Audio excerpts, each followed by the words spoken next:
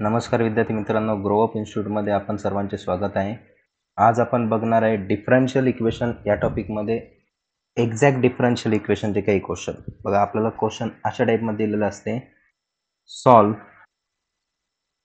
2xy plus Y square dx plus ब्रॅकेटमध्ये x square plus 2xy plus sine y dy is equal to 0. आता याच्या आधी आपण variable separable form बघितला. त्यामध्ये आपण x आणि y ला सेपरेट करायचो आणि तिथं आपण बघू शकतो 2xy असं x आणि y गुणाकारामध्ये सोबत आलेलं आहे.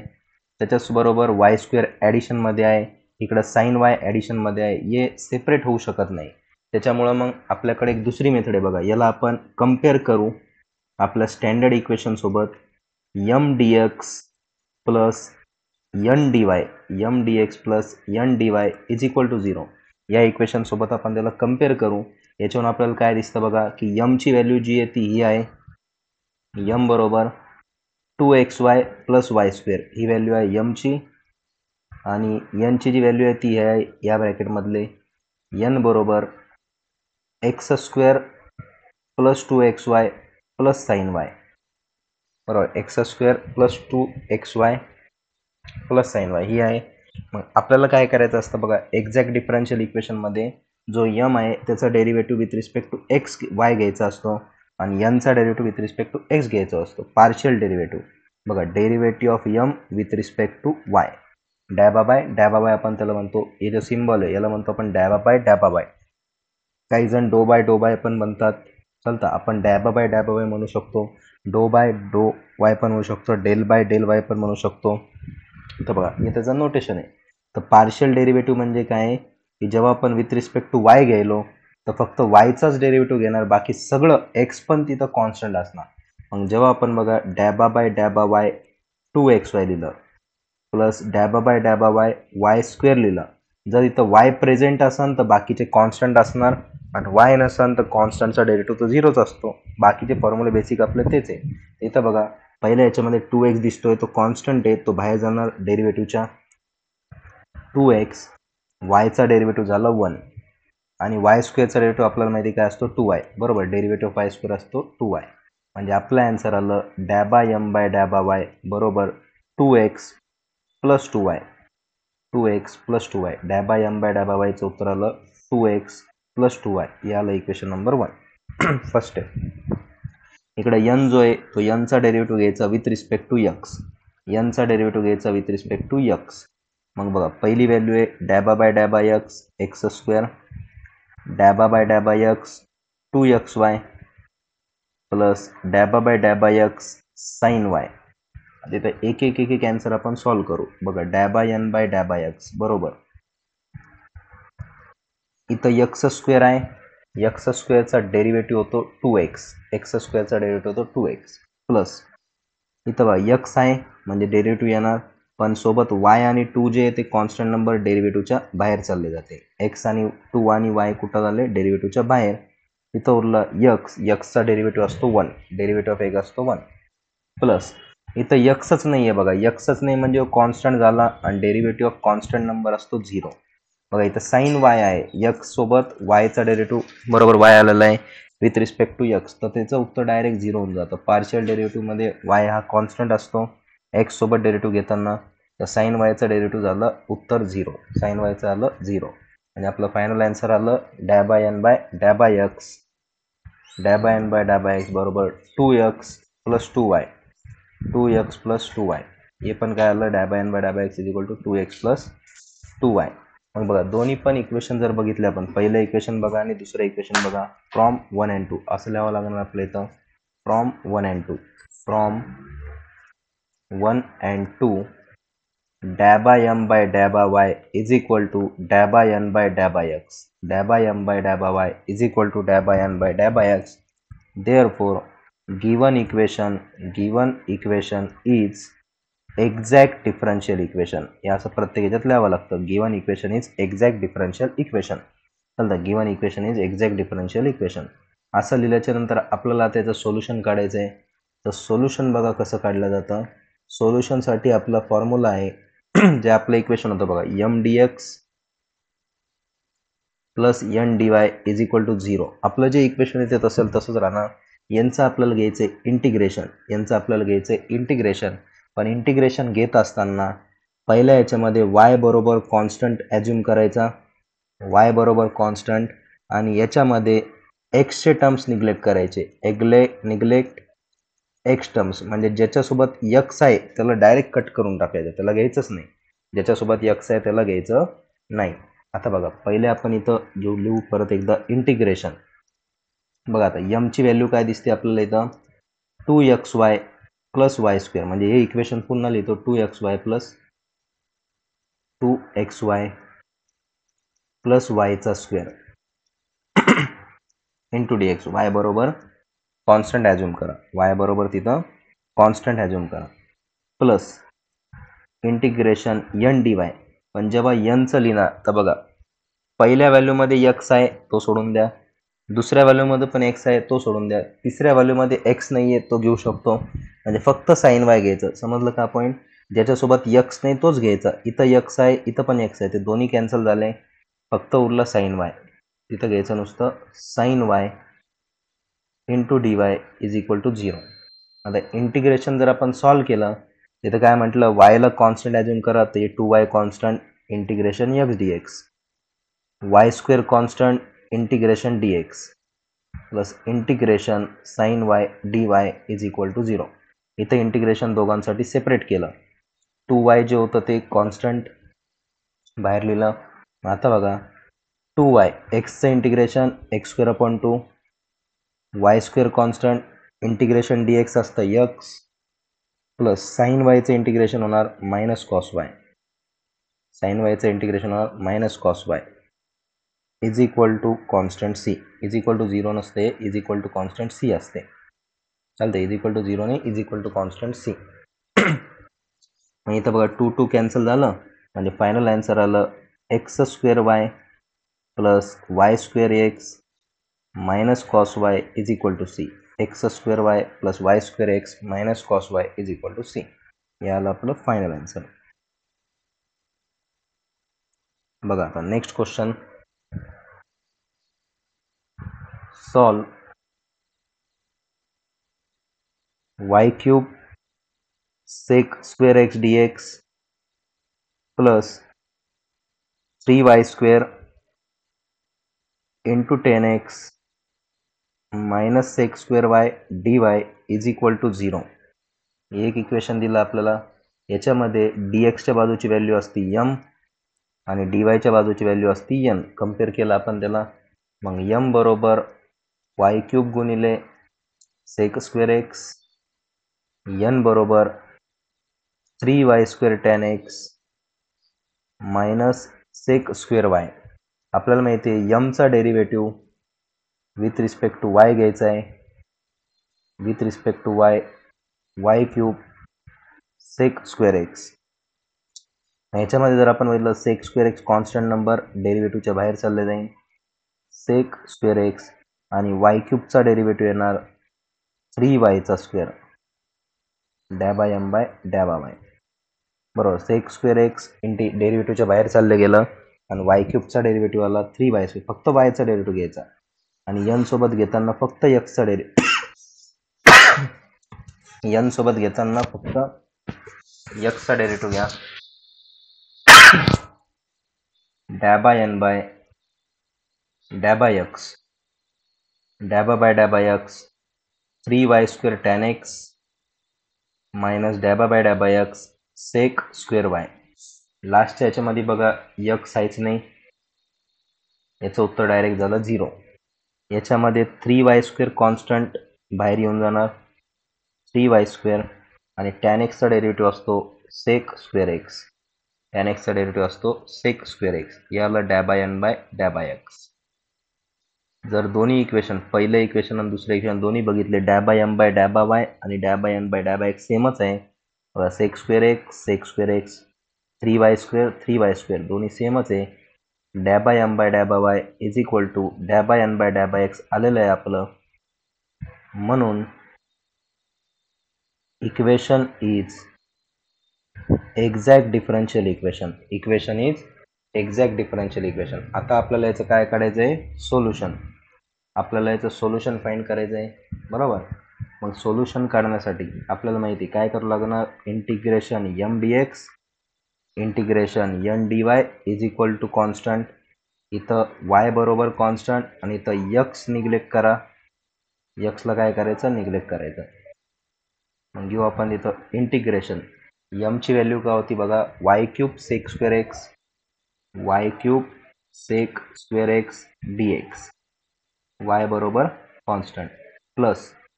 आता यनचं घेत असताना इथं काय म्हटलं होतं की जेव्हा आपण यनचं इक्वेशन घेणार त्याच्यामधून यक्सची टर्म निग्लेक्ट करा, बरोबर. यन जेव्हा घेणार तेव्हा यक्सची टर्म निग्लेक्ट करा. तर इथं एक्स दिसतोय टॅन एक्स, ही पूर्णच्या पूर्ण टर्म निग्लेक्ट झाली, म्हणजे काय उरलं फक्त मायनस सेक स्क्वेअर वाय. इथं उरलं integration minus sec square Y D Y is equal to C. Direct आपण एक्सची टर्म निग्लेक्ट केली म्हणजे कॅन्सल केली. इथं उरलं फक्त इंटिग्रेशन सेक स्क्वेअर वाय. इथं आपण वाय बरोबर कॉन्स्टंट आहे तर वाय क्यूब बाहेर येणार. Integration of sec square x D x, sec square एक्सचं इंटिग्रेशन असतं टॅन एक्स, सेक स्क्वेअर एक्सचं इंटिग्रेशन असतं टॅन एक्स मायनस, हे बघा हे मायनस बाहेर आलं. Integration of sec square y, sec square वायचं इंटिग्रेशन आहे tan y is equal to constant C. हे आलं आपलं फायनल आन्सर. बघा सेक स्क्वेअर एक्सचं integration tan x, sec square वायचं इंटिग्रेशन टॅन वाय आणि is equal to constant C. हे आलं आपलं फायनल आन्सर.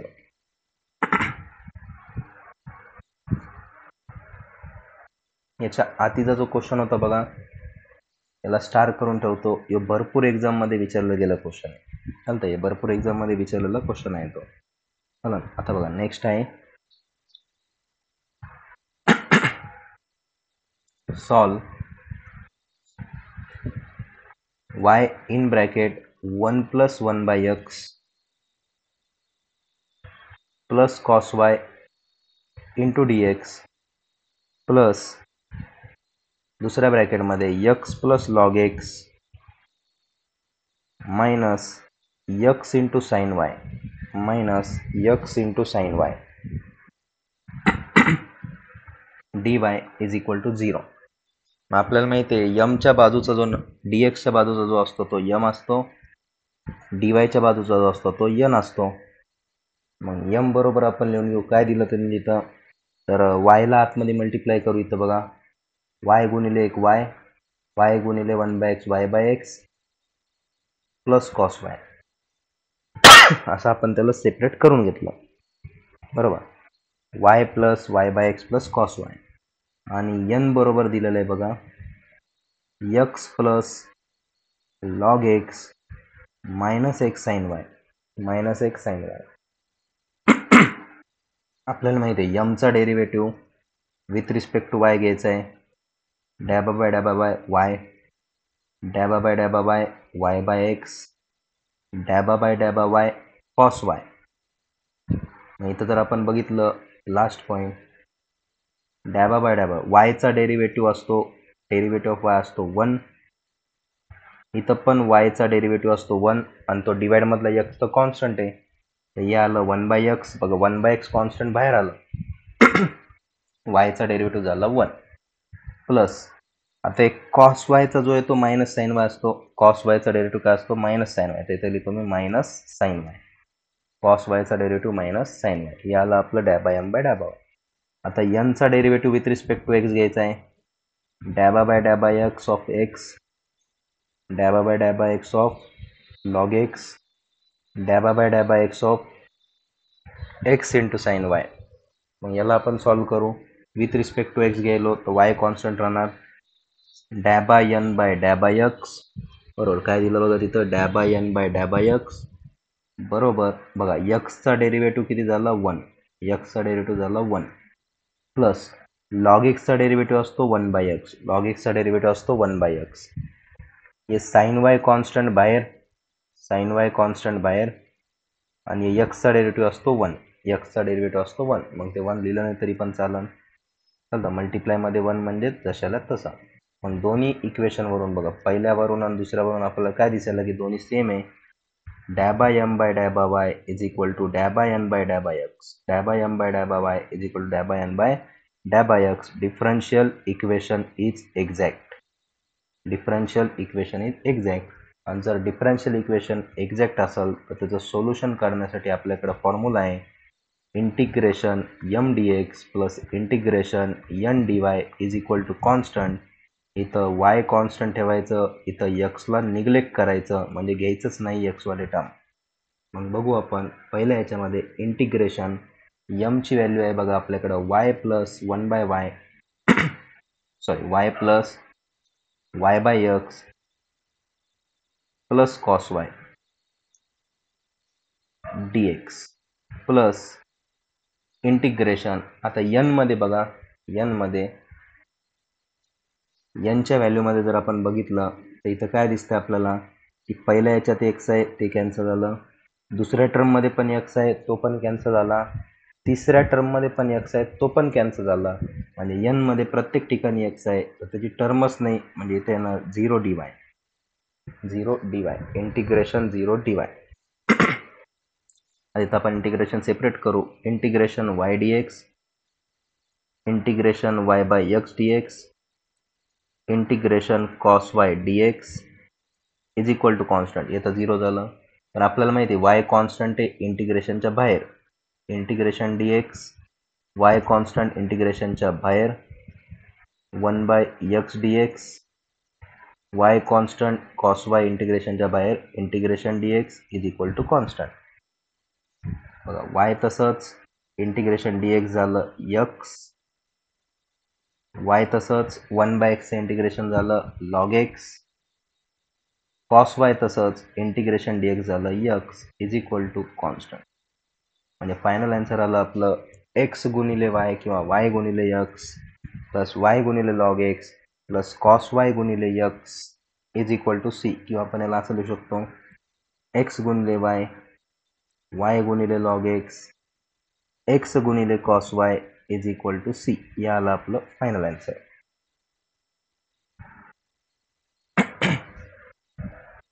बघा एक last question differential equation exact असल्याचा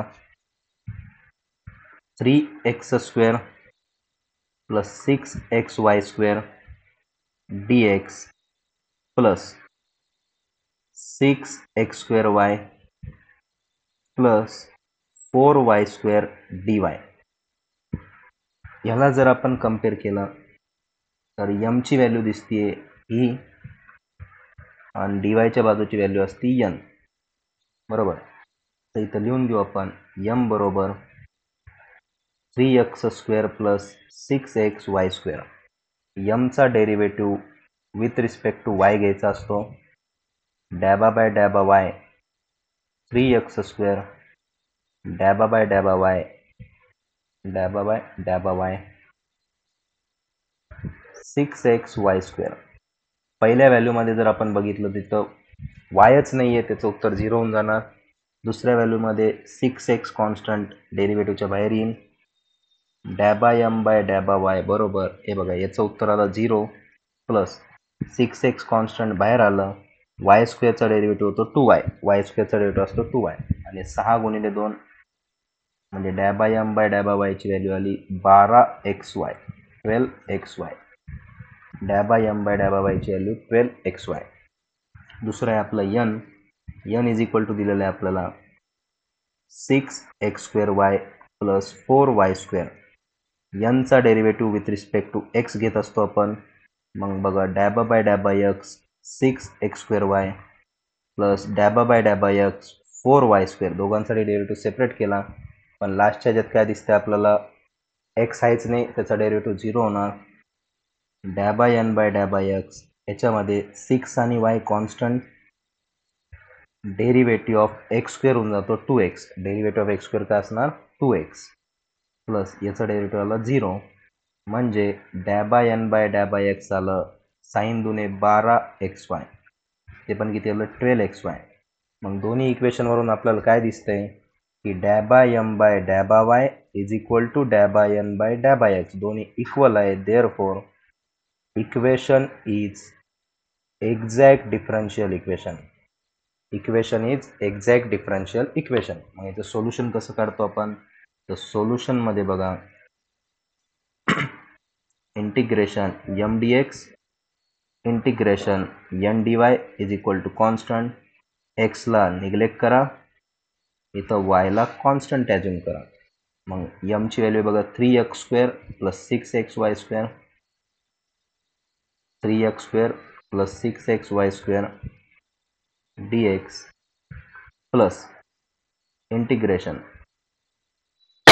n मध्ये जिथं x आहे तो कॅन्सल करा, इथं x दिसायला कॅन्सल होणार, इथं x नाही आहे तो लिहू मग 4y², इथं येणार 4y² dy is equal to constant. जर आता आपण इंटिग्रेशन सेपरेट केलं, 3 constant integration x² dx plus 6y² constant integration x dx plus 4 constant integration y² dy is equal to c. सगळ्यामध्ये रेस टू nचा फॉर्म्युला 3 x² होणार x³/3 बघा, integration of x² x³/3 6y² तसंच x होणार x²/2 4 तसंच y² होणार y³/3 is equal to constant. मग जिथं जिथं काही कॅन्सल होतं ते कॅन्सल करा, 3 कॅन्सल, बे 1 बे, बे 3 6. फायनल आन्सर उरलं x³ plus 3x² y² plus 4/3 y³ is equal to c. याला आपलं फायनल आन्सर, हे भेटलं आपल्याला फायनल आन्सर. चालतं, तर हे आपले एक्झॅक्ट डिफरन्शियल इक्वेशनचे क्वेश्चन आहे बघा या टाईपचे. हे काय आपलं एक्झॅक्ट डिफरन्शियल इक्वेशन. तर यापैकी एक क्वेश्चन येऊ शकतो बघा, यापैकी आपल्याला एखादा क्वेश्चन उद्या विचारतील. चालतं, नेक्स्ट जी एक्झाम आहे आपली त्याच्यामध्ये विचारलं जाणार.